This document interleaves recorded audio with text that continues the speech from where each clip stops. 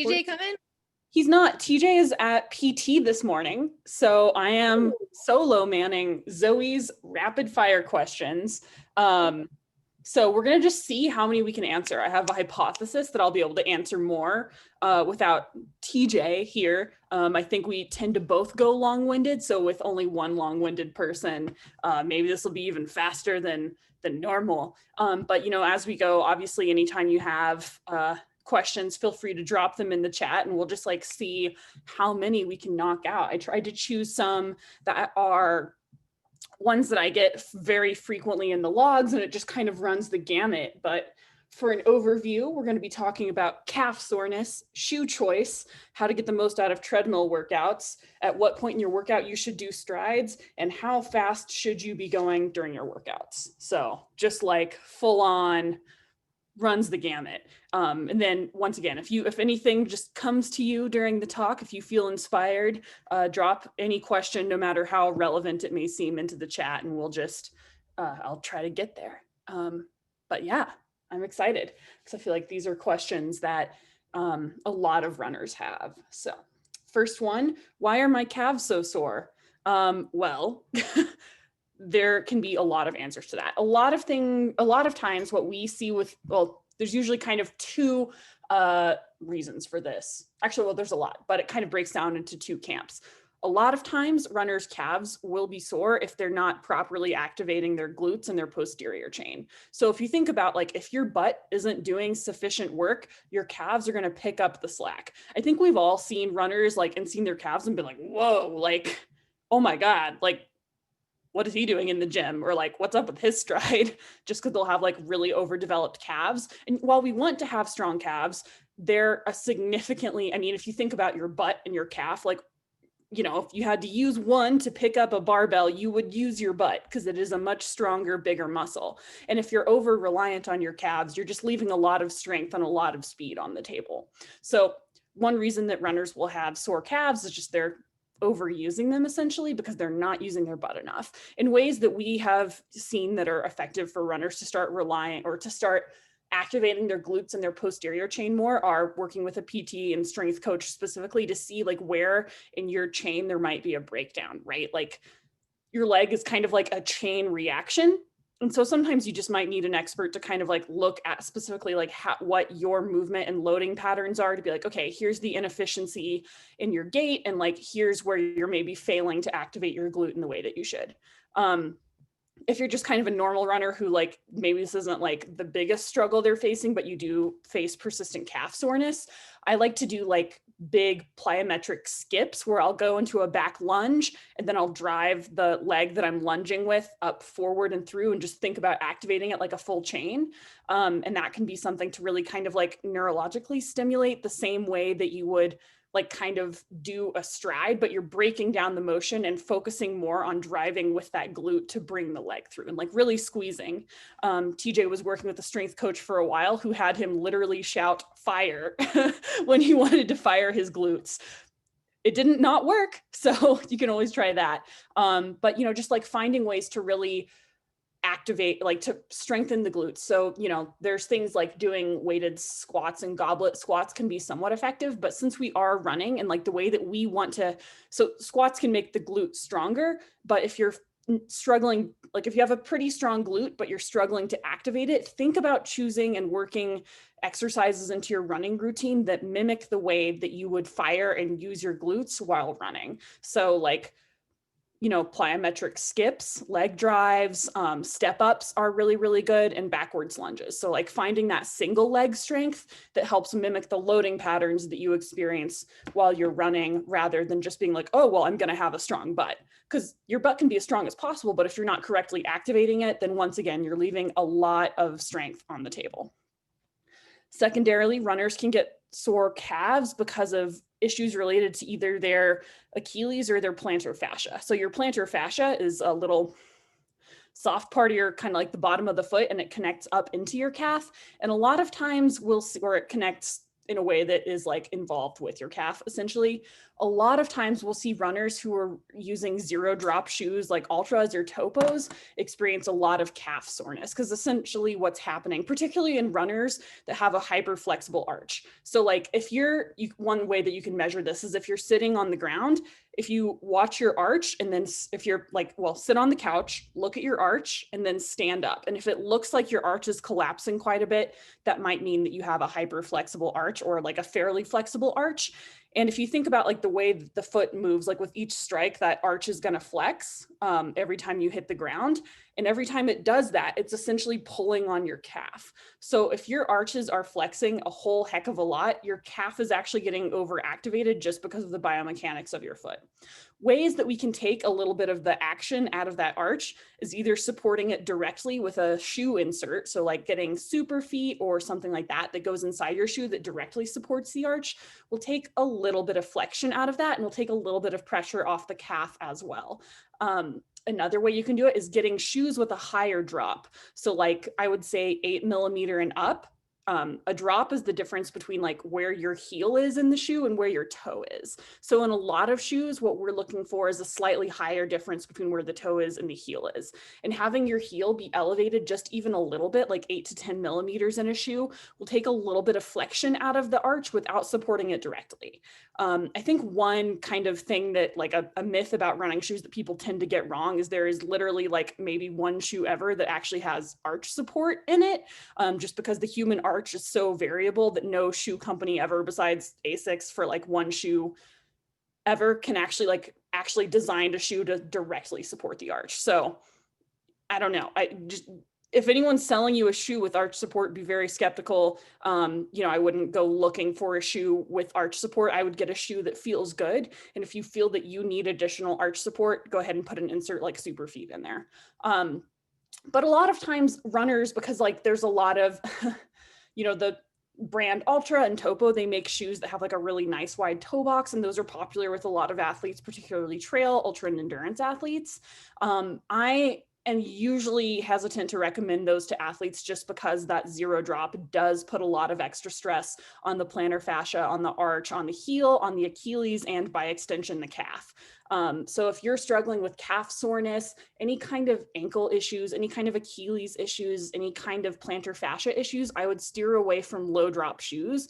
And I would say anything that's 5mm or less kind of falls into that low or no drop category.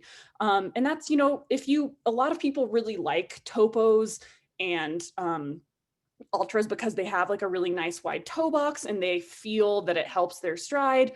I will say that for my part, I haven't seen any totally convincing evidence that moving towards a zero drop shoe significantly helps. And this is like not anecdotally, this is like I have not seen a peer-reviewed study that suggests that moving towards a zero drop shoe is beneficial in terms of injury prevention or strength for the majority of runners. So if you're kind of looking like around for issues of like, once again, related to your plantar fascia or calf soreness, one kind of easy fix can just be getting into a shoe that has a slightly higher heel toe offset, or looking into an arch support. Like if you're just like dyed in the wool, love your ultras, like I can't get you, you're not going to let them go. I think looking for an insert can be a good solution for a lot of people. Some people are able to run in them happy with zero issues pretty much forever, and that's great. But we also see a lot of people who just like love the way they feel, but will like literally develop plantar fasciitis, and like we can't get them out of their zero drop shoes. Don't run in shoes that injure you just because they feel good. That's kind of all I had to say about calf soreness. Is make sure you're wearing appropriate footwear and make sure you're activating your glutes and that your glutes are strong. Kind of like leads into our second question is, what are the best running shoes? Which is a super fun question to answer because there is no explicit answer. But this is something that like people a lot of times, Sarah Strong asks, how frequently do you replace inserts? So unlike running shoes, which need to be replaced every 350 to 400 miles, inserts you can wear until they literally break down. Just because with shoes, like you have essentially the foam compresses over time. Since inserts are made out of plastic with like a much smaller layer of foam, I would, when I used to work in a running specialty store, we wouldn't pressure people to replace their inserts. And like, until they literally broke or just started feeling bad to the point where you're like, this is no longer comfortable in my shoe, or it's like falling apart. That's the good, while inserts kind of are an upfront investment, they can be like 60 to 80 bucks. Like they're not, they're not free. They do last for quite a while, primarily because they use plastic, which does not break down quite as quickly as ethyl vinyl acetate, which is like the soft part of most shoes. For shoes, once again, like I said, for a lot of shoes, you're going to want to replace those every 350 to 400 miles. And that kind of depends on the softness of the shoe. I find brands like Nike and Hoka tend to break down a lot faster because they use EVA infused with oxygen. And so the air essentially leaks out and the foam just breaks down because the structure isn't quite there. Some brands like Adidas tends to last for a very long time because their boost foam is fairly resilient and is like a more reinforced form of plastic.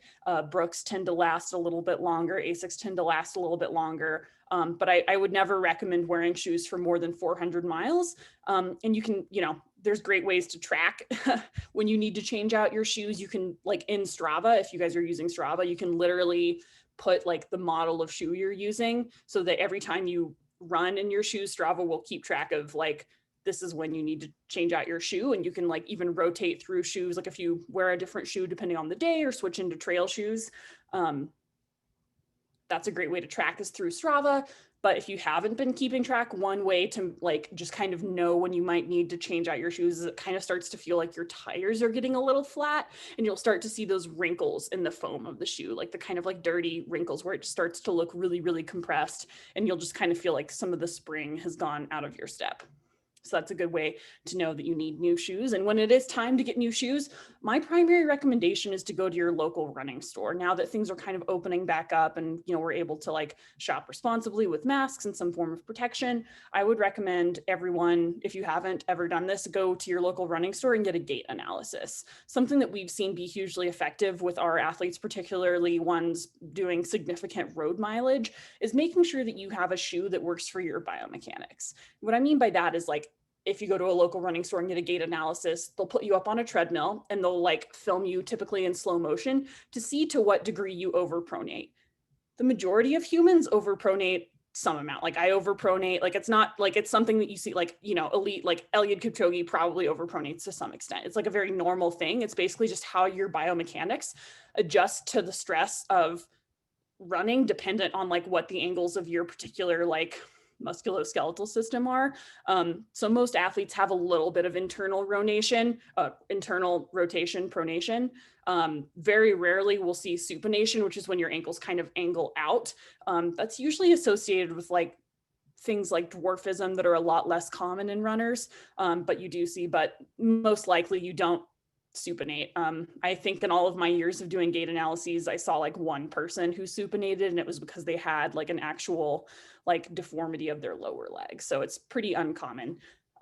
If you do overpronate, kind of one of the fixes for that is to get into a pair of shoes that has some form of medial stability, which means kind of on the inner side of the shoe, there'll be two different densities of foam that just kind of keep it from rotating inwards without like necessarily like forcibly changing your biomechanics. One of the nice things about getting shoes that have a little bit of pronation protection are that it can't hurt, right? Like a lot of people have this idea that if they're not in neutral shoes, then like they're not running in a way that's natural. But essentially, if you overpronate or not, your body is really only going to leverage that protection to the point that it benefits your body. It's kind of like if you were walking downstairs and there was a handrail, like you wouldn't use the handrail unless you like fell into it essentially. So shoe pronation protection works in a lot of the same way. It's there if you need it, but it doesn't alter your stride unless you're leaning on it. So I definitely recommend, if you're looking for a new pair of shoes, going to a running store, getting a gait analysis, and then trying a lot of different pairs on.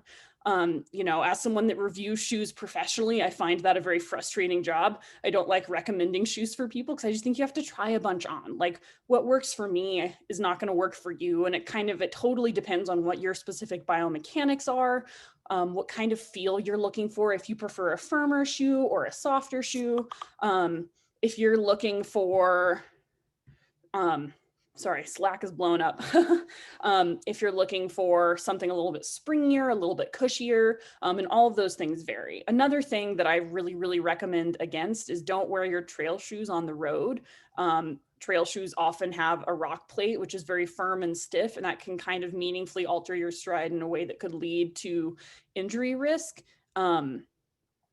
And it just wears down the lugs of your trail shoe. So essentially I would rather an athlete wear road shoes on the trail than trail shoes on the road. So if you can only buy one pair of shoes, I would get really good road shoes and, stick to less technical trails. Then don't be wearing shoes that have like 5 millimeter lugs out on the road, because you're going to alter your stride in ways that aren't necessarily conducive for economy or efficiency, and you could be raising your potential for injury just because it's a lot of shoes like just are stiffer, and so that's going to change how your foot flexes within the shoe, which is beneficial on trail, but when you're on road, you just don't need all that extra weight and protection. Yeah, it's kind of my spiel on shoes, is that there is no one answer, but that it can't hurt to go shop locally and get help from professionals who know what they're doing. So yeah. My next question was, how do you get the most out of treadmill runs? And just to give myself a couple seconds to catch my breath and drink coffee, does anyone here do the majority of their runs on the treadmill? I know Kristen's kind of a treadmill boss, used to be back in Boulder. I don't know if you're doing treadmill runs anymore, or if you're enjoying the beautiful Sedona sunshine, but I spend a lot of time on the treadmill in the winter for specific workouts, just because I'm in Wisconsin for reference, and it's icy and snowy, and trying to do speed work with questioning footing is not fun. So I spend quite a bit of time in the winter on the treadmill. I try to run outside, but definitely a good amount of time. Yeah, that's such a good point. I think the treadmill sometimes gets a bad rap. It's not necessarily the place in my training where I find like the most joy day to day, but it has a lot of really great specific training applications, both in terms of like running on ice sucks and isn't like great for anyone. I will go to almost any length to avoid wearing yak tracks, which I find pretty odious. Treadmills can be really great for developing economy and efficiency, and did a little bit of research digging into how athletes can get more out of their treadmill runs and came up with some pretty interesting things. I've had a lot of athletes mention that they try to run with the treadmill at a 1% grade to better mimic outdoor running. And if you actually dig into the research, so this has only ever been tested on male athletes. I couldn't find a single instance of them using female athletes even. So, that's, how good is the science even really if they didn't even throw one lady up on the treadmill to see? But essentially, if you're running 7:09, like if you're running 7-minute miles or faster, then putting your treadmill at a 1% grade does tend to better mimic outdoor running. But if you're running slower than 7-minute miles, which I'm not doing a lot of runs that are at I'm not doing any runs at 650 pace, then it doesn't matter. Like if you have it on 0 or 1%, just run in a way that feels good for you on the treadmill. There's really no distinguishable difference. They theorize that potentially it could people's relative perceived exertion would change on the treadmill due to other like ambient factors, like since there's less wind, there's less air resistance on the treadmill, since you're not like moving through wind and outdoor air, you're like in a closed room, there's no air circulation, you have less air resistance, so people like that'll change how you perceive your exertion depending on what speed you're going. Like if you're running honestly much slower than an 8-minute mile, air resistance is really not the thing that you're worried about. Really, like we're not cyclists in the Tour de France. We can handle a little bit of wind resistance. Another thing I found is that having a lack of airflow can actually change runners' perceived exertion, right? Like if you're in kind of a stuffy room and it's warmer, unlike running outside, that's going to make running feel harder. And there was actually another study that showed that runners who just had a box fan by their treadmill had much lower relative perceived exertion. So just like opening a window, getting a little bit of airflow around your treadmill can make it feel a little bit easier. But yeah, 1%, like that rule doesn't apply to all treadmill workouts. Every treadmill is calibrated kind of differently. So just make sure that you're not a slave to the numbers. I think that one thing I see athletes struggle with the most on treadmills is you're just like forced to stare like at your metrics the whole time.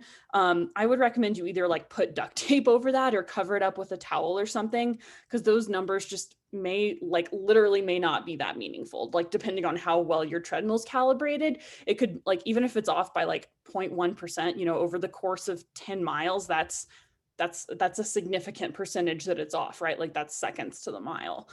So just like don't live and die by those numbers. Some studies suggest that injuries like actually stem more from repetitive motion than from surface hardness. So treadmills are nice and soft, which is great for a lot of people's joints, but that's actually correlated with less risk of injury than just when you're on a treadmill, you can kind of get stuck in the same pattern of like running, running, running. So a way to kind of circumvent that is to just change up the grade every so often. Add in a little bit of a hill, do a little, like if you can go downhill on some treadmills are fancy enough that you can do a little bit of a downhill, but just mix it up and make sure that you're not becoming, addicted to the numbers on the screen. They may not even be that accurate, and make sure you're not just like, doing 10 miles, like, not changing up the pace, not changing up the grade at all, because that certainly doesn't mimic outdoor running very much at all. Yeah, so yeah, just the big kind of rule of thumb for running on the treadmill is run by how you feel, not by what the numbers say. That's like the same rule that we use when we run outside, right? Is to not run by pace. But I think that a lot of people get kind of sucked into the fact that, once again, treadmill has like a big billboard of your data on it that you're kind of forced to stare into throughout your workout. So just make sure, like, maybe even use your like a lot of watches now are calibrated to be able to detect pace, distance, time on treadmill. And that can be, just like try to train in a way that's similar to how you would train outside. And just like don't get too addicted to the numbers. That's one thing that's like for sure gonna up your perceived exertion, is if you're just staring at your pace the whole time. Like nothing will ever make you feel slower than just watching your pace.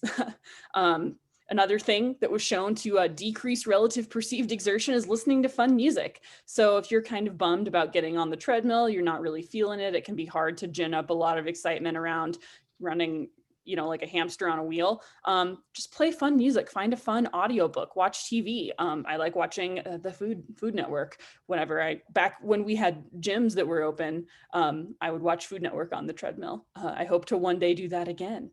But yeah, the key is to just go by feel, cover up the numbers, do whatever you have to do to just put a little bit less of, like, to hang a little bit less of your self-worth on those numbers. One application that I really like treadmills for is for athletes who are training for more mountainous races but live in urban areas. I love 3-minute hills. Any of my athletes can testify to the fact that I love giving people a good 5 by 3 minute hill workout. And a lot of people, if you just don't live near a 3-minute hill, tread hills can be a good alternative, with the caveat that there are a few race specific workouts where we will intentionally try to run the downhills a bit harder than we would in the context of a normal run. And if you can't really pound out downhills on the treadmill. So that's kind of one of the shortcomings of that mechanism, is that you aren't able to get the same kind of eccentric loading that you would if you were just running outside in the real world. Mike Pennington did a 3.5-hour long run on a treadmill during wildfires. Which, I mean, this is something I always tell my athletes, like the amount of mental toughness that you're able to develop from just being able to like run for hours and hours on the treadmill. It's not something we would wish on our worst enemies, but it can really be a great way to develop mental toughness and to just make sure that you're getting your consistency down. If you're just like really not feeling it on the treadmill, you can always cut the run a little bit shorter, just because we don't want you to go to like a very dark mental place because you've been forced to, to grind it out on the treadmill. Just do what works for you, but know that the treadmill is a really great tool to help with consistency, efficiency, and economy, particularly during winter months. I also know that, everyone's access to gyms and gym equipment is different and changing day by day. So just know that, like, if the weather is crazy bad and you don't have access to a treadmill, that it is up to you to decide, like, is the weather so bad that my health is at risk, or like my training would be inefficient, or do I kind of need to go out here and bank some mental training points and run in the snow? Because there's a time and a place for both, right? Like, you always want to do the training on any given day that will allow you to train even better for like the next 5 to 6 years. And that's kind of the rule of thumb I always use, is like, I know that this run in and of itself doesn't matter, but like, is it worth it to push it? And like, if there's lightning, not worth it, right? But if is it a chance for me to like develop a little bit of mental toughness and to run when it's cold outside? Like, yes, maybe not to the point where my health is at risk, but where I will feel that I'll get a little bit of a mental boost just from running on a day when probably not that many of my competitors are running. Does anyone else have any treadmill workouts that they think are really awesome or they really love? Can I add something quick, Zoe? Yeah. So you mentioned running by feel, and just an example of that is like I have a treadmill and there's a calibration setting on it, but like, okay, you go a week and you're running on it, and then the next week you go on it and it's like you set it to whatever speed you were going, and all of a sudden you're like dying and you're like, what happened? And it's like your calibration can get off. And if you're at a gym, definitely like you can jump on one day and run a 8:30, and the next day you jump on a different treadmill and put it at 8:30, and it can really be 7:45 or 9:30 or whatever. So just being aware of that is a huge thing, because if you do become a slave to the number, you're either going to work way too hard or not hard enough, or but that can happen daily on a treadmill, just from whatever use and age and I don't know, all of it. So Like, who knows what the guys at the gym are doing to your treadmill, right? Like, it's just use that as permission to just put a little less stock in those numbers, because it really doesn't matter, like, even if you are doing like a more advanced workout, like, what your pace is on any one given day is just like a drop in the it's like one grain of sand in your training sandcastle, right? Like, that one day doesn't matter so much. It's the bigger picture that matters. And like, being able to not overinvest in the numbers on the treadmill or even on your watch on a given day, that'll allow you to like, see the forest instead of the trees, right? Like, if getting on the treadmill and you're noticing that like your relative perceived exertion is way higher as compared to what it's been in the past, that may not be the best training tool for you. So just do whatever you have to do to really tune into how you feel. And we'll actually get into relative perceived exertion again later in this chat. But Tom, you make such a great point, is like, it's just gonna, just like how running outside, right? Like, if you're tired, if you just ate a ton of pad thai, if you had a hard day at work, like, your perceived exertion is going to change, and that's okay. It doesn't make you a worse athlete on any given day. It makes you an athlete who got 6 hours of sleep because you have a kid or a puppy, or you had a big presentation at work, and all those things they're just going to affect what your exertion is on any one day. But what matters is that you get out there and you just like start banking those bricks anyway, right? Like, any day that you can get more touches on the ground, you're just stacking bricks. It doesn't always matter like what the numbers are associated with those bricks. It just matters that you just keep getting out there and doing it day after day, whether it's on the treadmill, in the snow, like however it works best for you to get psyched and get out there and stay safe and healthy. Like, that's the best way to train. Yeah. The next question was, at what point in my runs should I do my strides or hills?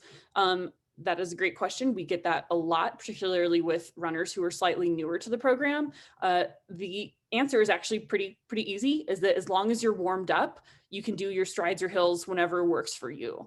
I wouldn't go right out of your house or like hop right on the treadmill and start doing strides right away. I typically like to get a mile or two of warm up just to make sure I'm like really settled into like what my easy pace is. Make sure I'm feeling really good, really warm. I've done a good warm up before I even started my run. And then I'll do strides once I'm like 15, 20 minutes in or so, 1 or 2 miles, just kind of like whatever works for you and your day. For hills, since a lot of us have to like run to our hill, that'll dictate when we do the hills. Once again, I would like not do your hills right off the bat during the workout. But as long as you're warmed up, it doesn't matter a whole lot in the context of your run when you get those hills done. Some other things. I mean, you could even do them right at the end of your run, I suspect, and this is not something I have research on, but anecdotally feel that you will get slightly more out of your hills or strides if you don't do them like the very last thing, right? Because you also want to be able to train your body to like go do your hills, go do your strides, and then lock back into that easy pace. Something that we see a lot is that after you do hills or strides, it kind of like gets you going, makes you excited. It reinforces like that neuromuscular loading pattern of speed. And so you're more likely to go a little bit faster after you've done your speed work. That's totally fine and great as long as you're, still keeping it easy. Just always remind yourself, even though, a lot of times you may feel as if you can run faster after that speed work, just go right back into that super, super easy, chill pace. But other than that, it's not a huge issue when you do your strides, when you do your hills. Make sure the hills are consecutive. Don't try to like sprint a hill, run 3 miles, sprint a hill, because we are trying to get some pretty specific aerobic and neuromuscular adaptations with those hills. And so having them be repetitive is pretty key. And just to reiterate what I'm sure a lot of people have seen in the log, the best way to do hills, unless otherwise specifically specified by your coach, for however long your stride is, 15 seconds, 20 seconds, 30 seconds, you're going to want to run up a hill, probably 6 to 8% grade, same for a treadmill, as hard as you can for that amount of time. Then you turn around and you jog easily back down as part of your recovery, and then you can kind of like jog around, walk, do whatever you need to do to get your heart rate back under control before going again. But you do want to be fully, unless once again, otherwise specified by your workout, you want to be fully recovered before you try to charge hard again. So you're just kind of resetting. There are some times, particularly in athletes who are training for more mountainous races, that will have them do workouts with realistic race run down recovery, which is when you'll run up and then you'll run down and like there's no breaks. You're trying to go at a consistent effort the whole time, which essentially teaches your legs to race down the downhills, because a lot of athletes will get really good at moving uphill and then they'll just see the downhill and they're like, great, I have a break. And we don't want to do that. Like when you're racing, the downhills are not a break, they're an opportunity. In the same way that power hiking isn't a break, it's an opportunity. So we're always tuning into how we can keep our effort more consistent. And so just pay attention to what it specifies in your workout if you're doing a rundown recovery or if you're doing like an easy jog recovery. But in the context of most athletes' workouts, you want to be fully recovered between your hill sprints. And it varies for strides. You'll see a lot of times like either some length of time between 30 seconds to 2 minutes between your strides, and that just kind of changes what specific adaptations we're going for in the workout. But a good rule of thumb is that the longer the rest is between your efforts, whether it's a stride or a hill, it targets a different energy system. So if you have a longer rest, you should be able to go faster during the moment of intensity. If you have a shorter rest, then the focus is less on hitting that top end speed than it is of like training turnover, even when you're fatigued, and using different energy systems than just that top end. But both do reinforce good economy and high output. And one thing that we really love about hill strides for athletes, essentially anyone who starts with our program, you're going to see hill strides way before you do flat strides because you're able to maximize power output while going uphill while minimizing the impact you get. Because you think about like how hard it is to go uphill, you can really put out a lot of power, but you're falling less, like there's less impact because the ground comes up to meet you. So hills are one of our favorite tools. We like to encourage athletes to think about them as speed work in disguise. I love hill strides. They're my favorite. Actually, the next question, I think I can maybe even toss to Kylie. This one should be pretty easy. I won't put you on the spot with anything too difficult. But one athlete asked if they should be supplementing with BCAAs. Do you have any input on that? So I always preface with supplement questions that most things you can get from the diet. So good food sources of BCAAs are going to be found in dairy products, tofu, beans. And so if you're, looking to actually get in some of those things after a workout, you could always maybe make a recovery shake with like Greek yogurt or tofu or something in it. But if you find that a convenience factor wise, you might need a little bit extra, I would say BCAAs would be fine for recovery. And the thing that I usually say when choosing a supplement is making sure that it does have a third-party certification. So it's certified for sport or NSF certified. That just ensures they're doing like a little bit of extra testing because the FDA doesn't regulate the supplement industry very well. But I would say, is it necessary? Probably not. Does that help? Yeah. I think that pretty much covers it. And I feel like that, correct me if I'm wrong, is kind of the response for most supplements, right? Like the majority of things, if you're eating a pretty solid diet, particularly if you're working with a nutritionist like Kylie and trying to get a lot of well-rounded nutrition, then essentially you'll just end up peeing out most of what you put in.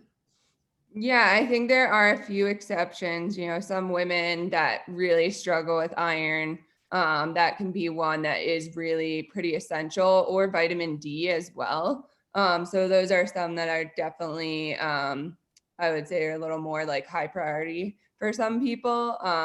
And then convenience wise, like I was saying, sometimes protein powders can be beneficial if you're in a rush, or, you know, you're making a recipe and you want to up the protein a little bit with a little protein powder or something, that's fine. But yeah, like having a reliance on supplements, I think can take you down a slippery slope, because I've worked with some athletes that have 20 different supplements that they're taking, and, you know, you're spending so much money on that, whereas if you got a lot of those things and focused on your diet a little bit, maybe you wouldn't have to spend as much money on them. So yeah, I would agree. Most things from food. Caveats. Yeah, except for iron and vitamin D. Those are pretty big. And that's something that we, as not doctors, recommend that our athletes investigate and talk with their health professional about if they feel it is a problem for them, particularly women and particularly iron, which, you know, iron levels in female endurance athletes, that can be a challenge for a lot of people, right? Yeah. Yeah, cool. Well, that was the next question. The next one is, how fast should I be doing my workouts? So once again, this is a point where we need to tune into relative perceived exertion, or RPE, rather than your pace. A good rule of thumb, though, is if you're doing your workout, like your Wednesday workouts with your intervals, if you're doing those so fast that you feel you need to walk or stop, then you're probably doing them a little bit too fast. Because one of the things we really need to work, like one of the purposes behind the majority of those workouts is to essentially like keep the aerobic engine firing. And so if you're walking or stopping, it's like hitting reset on your workout in a way that's counterproductive and undermines the intent of the workout.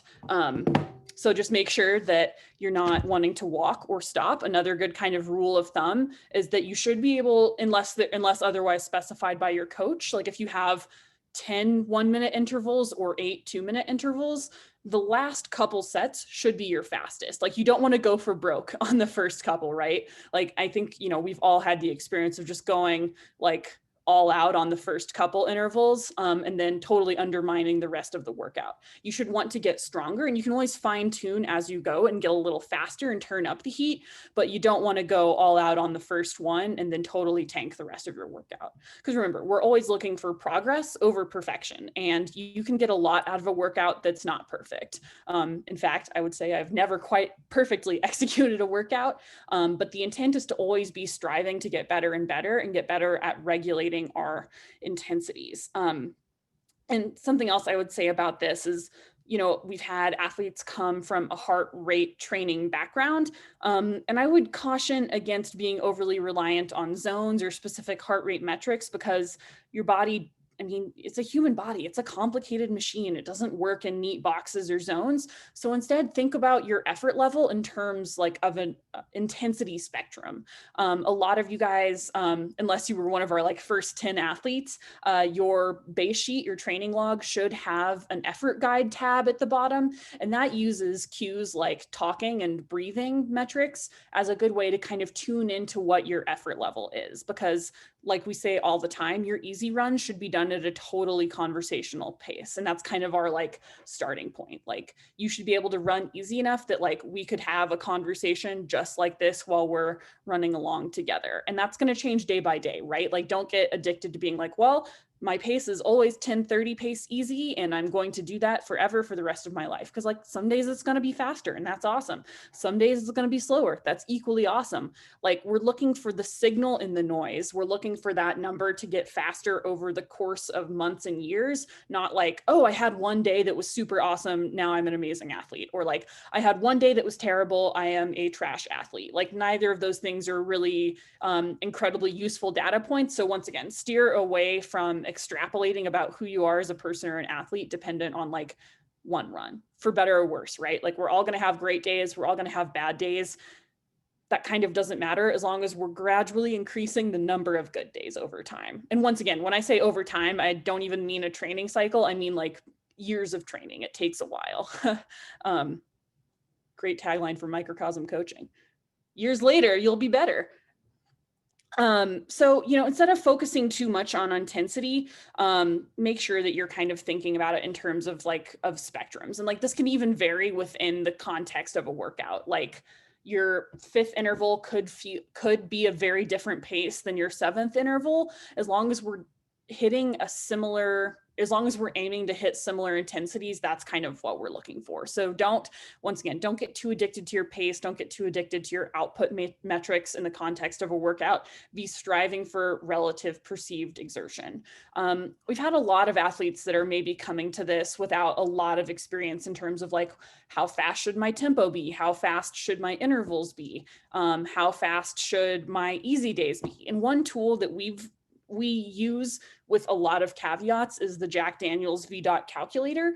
This is something that has worked well for athletes doing a lot of their training on the road. And it's essentially a tool that you can Google, Jack Daniels VDOT calculator, like the letter V and then DOT. And you can put in metrics from a race. So like if you've done a marathon, if you've done a half marathon, 10K, 5K, you put in your estimated best efforts, which you can also get from Strava. And it'll give you kind of a ballpark for what your easy pace should be, for what your tempo effort should be, and other things. The big caveats on that though, is that is going to change if you're at altitude. It's going to change depending on kind of like what part of the training cycle you're in. So I don't usually like to use it too much to tell athletes like, this is what pace you should be hitting your strides at. I do like to use it to encourage athletes to slow down, because we see a lot of people doing their easy days just a little bit too fast. And so once again, your easy days should never be faster than your marathon effort. They should never be faster than your half marathon effort. And if you have that information about what your marathon or half marathon, 5K, 10K PRs are, you can plug that in. It'll kind of give you a range for what your easy days should be. And it'll give you a fairly specific number for what your tempo effort should be, but always take those things with a grain of salt. They're just a ballpark. Maybe you'll go faster, maybe you'll go slower, but it can be a good place to start if you're just unfamiliar with things like tempo effort or interval effort. Yeah. So another thing that we really are kind of like trying to steer, you know, once again, so like looking at how fast you should do your workouts, we always caution that focusing too much on intensity in the context of your training can curtail aerobic development, right? Like if you train too hard, too often, you're essentially going to become like a very strong, tough, inefficient athlete. You know, whether like, unless you're trying to PR in the 400, you really need to be focused. I mean, even if you are trying to PR in the 400, the majority of your training should be focused on aerobic development, just because to even advance your speed, you need to have a very strong aerobic base. And that's why, you know, before we go into new training blocks with athletes, we always do at least a week or so, a couple weeks of purely aerobic training, just to kind of really refine that engine, bank a bunch of easy miles, and then we start to layer in speed on top of that. Yeah, this is particularly important for athletes pursuing actual training. One thing that we'll see a lot with athletes that are newer to like formalized or consistent training is they will, since they're not used to going intentionally easy on a lot of days, they'll come into the program and they'll be running their easy days like above marathon effort, which they'll be able to sustain very temporarily just because they'll have, you know, only be doing like less than maybe 50 or so minutes of training a day. And then we'll just see them hit pretty epic plateaus, or they'll feel very tired or very sore, very run down. It's essentially because they're training. And so, one thing we just really want people to just really be intentional about running slow. And if you're ever feeling super tired, super run down, one thing that can be really good is to just take an honest look at how quickly you're running your easy days, because you can't run them too slow. As long as you're actually running, you're going a great effort. Another thing that we've seen be useful for athletes is the Borg scale, which is like a 20-point scale of relative perceived effort that can kind of help athletes tune into like what their effort is, just because a lot of times it can be hard. Like if you've either come from a background of purely like pace-based training, heart rate-based training, or no training, to tune into like what effort level you should be running things at. And the Borg scale is a great way to know, like, am I keeping this day truly easy? Am I getting to the correct intensity level for tempos? And that one, since it's not pace dependent, unlike Jack Daniel's VDOT calculator, can be more applicable to trail athletes or athletes doing like uphill tempos, uphill effort levels. So that can be really, really useful for that. Last question was, should I take a day off when I get my flu shot? The answer is probably not. I would, if you feel concerned about being able to get your run in after a flu shot, try running before the flu shot. But there are some symptoms related to getting a flu shot, like soreness in the arm. Some people report experiencing fatigue, potentially related to like the fact that you're going to have an immune response to what's going on. But really, you should not feel so fatigued or so, affected by the flu shot that you should need to take a full day off to accommodate that. And if you do feel like you would need a day off after getting your flu shot, run beforehand. And everyone should get flu shots, is the final statement on that. If the only way that I can convince you to get a flu shot is by taking a day off running, so be it. But definitely get the flu shot. Definitely try to run through that. Question from, how to mentally hate road miles less. I seem more tired on road than trail. That's, I would just say like practice, right? And like, don't, I think,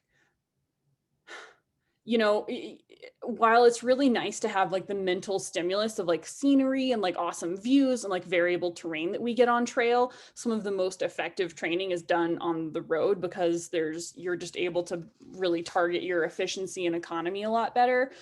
So don't be afraid. Definitely don't be afraid of running on the roads. Definitely view it as like an amazing tool to advance your trail running practice. I would say, like, for me, the tools I use, I love road running, but a lot of that's because I just really love listening to podcasts and listening to audiobooks and listening to really fun music. So, find tools that make it fun for you, and then find a way for you to tell yourself that like that kind of training is integral for you to be able to enjoy the trail more. Because if you only ever run on trail, likely you're going to slow down and you're going to plateau, just because you're not getting the same economy and efficiency work that other athletes are. And don't, try not to over identify with being a trail runner in some aspects. I think a lot of people, like, particularly, in the very like Colorado-y trail community, there's some people that are kind of snobby about like only ever running trail.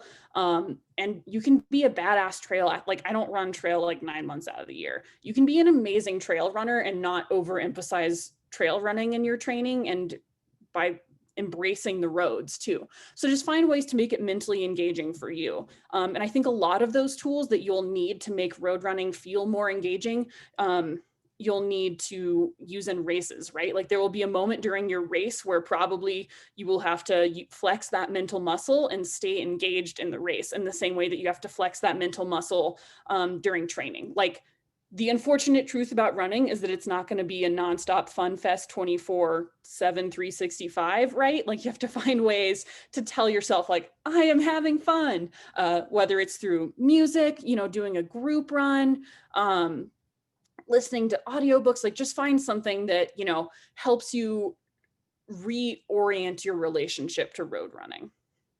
Because it's a lot of times it can just be a story that you tell yourself, like, I'm a trail runner, I don't like running the road. The unfortunate truth is, to become a good trail runner, you do have to get pretty comfortable and pretty fast on the road. So just, use that. It doesn't mean you have to like ever fall in love with like running road marathons or anything, but it is a super valuable training tool. Slash, like, it's like the biggest tool in your toolbox. Jason mentions that Zombie Run is a story app where you're a runner during the zombie apocalypse. You run missions while outrunning zombies, and that you can forget while you're running roads. That sounds super fun and is like very Halloween appropriate. And I really love that idea. I've definitely heard of people like using that either like on the treadmill or on road runs, using it to kind of gamify their run. I think that's a really good solution if you're kind of struggling to find your rhythm and find your joy out on the roads. Embracing just fun, goofy things that make it more enjoyable, that kind of just change the story that you're telling around what your training is. Those are really, really great tools. From Jason, on hard efforts, I think the perceived exertion should increase over the workout. Anything over critical power is borrowing from reserve, so it should get harder and harder. You just need to start easy enough so that you can finish the workout consistently. Totally correct, Jason. Like, your perceived effort is going to, like, your 10th interval is going to feel different than your first interval, but you can always push to make it a little bit like harder. Like, once again, you want to be able to finish stronger, and so that does mean that you necessarily need to start those first few intervals intentionally easy. And I think that's a really good distinction to make, is that your perceived effort is going to change over the course of a run, but if it changes too dramatically, then that likely means you started a little bit too hot, either in maybe you weren't properly warmed up, or your first intervals were you just hammered a little bit too hard.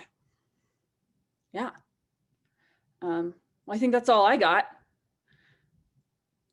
I haven't talked so much since last night. I had to record the voice track for the DNF episode today, and TJ had just sliced a jalapeno, and I like seriously thought I was going to go into anaphylactic shock, just because I was like, I have my microphone set up like right here, and like the jalapeno was so intense, it just like filled the house, and I had like, it took me almost an hour to edit the voice track just because there were so many hacking, coughing fits in the middle of it, and it just like, my throat was burning.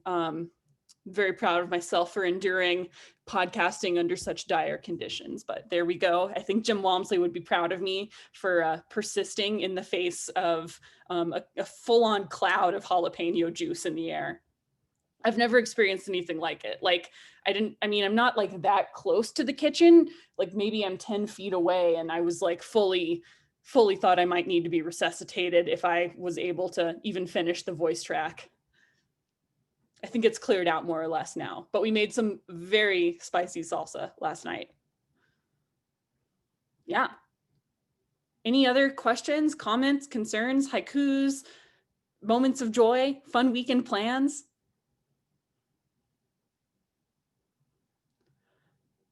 So tired of hearing me talk that we're just like, oh my God, gotta bail now. Awesome. Well, that's all I had for you guys. I think we got through 7 questions today. So I did set the PR for Microcosm Rapid Fire Friday. Take that, TJ. Yeah. Happy Halloween, everyone. Stay safe, eat candy. Man, I think Kylie did a really awesome, I can't remember if it was like a Halloween thing. I think you did like a fun article one time that was like about the best like Christmas candies to fuel your run or schemo mission with.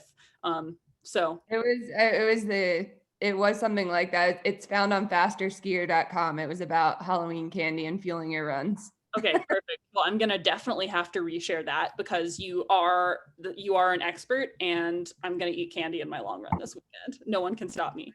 I will support that. A balanced whole food diet.